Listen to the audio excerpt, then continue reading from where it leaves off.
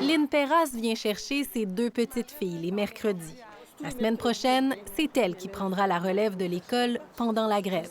Je suis enseignante à la retraite, donc je sais de quoi on parle. C'est ça. Non, les conditions dans les classes, c'est assez atroce. Si on veut un système public qui fonctionne bien, je pense que là, ça prend un méchant tournant. Elle se montre solidaire, même si le débrayage pourrait être long.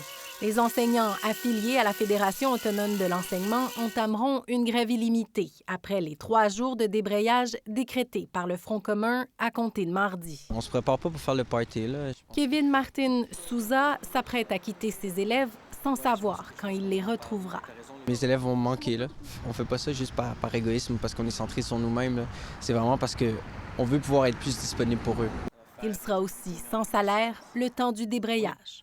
On y pense au stress financier, et je pense que ça nous inquiète beaucoup, mais on sait qu'on fait ça pour les bonnes raisons. On se sent des fois un petit peu pris en otage aussi. Mère de 2 enfants, Élodie Laralde appuie les revendications, mais le casse-tête est source de stress pour elle. Nous, on a vraiment 0 famille sur place, donc on va être obligé de couper. Un des 2 parents va être obligé de rester à la maison. Pigés dans leur banque de congés, ils seront plusieurs à le faire. Il existe toutefois des congés pour obligations familiales, rappelle Jean-Claude Bernatchez.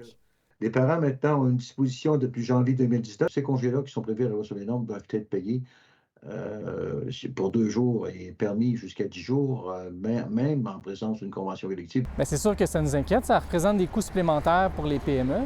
Une pression de plus alors que la pénurie de main-d'œuvre fait déjà mal à plusieurs entreprises.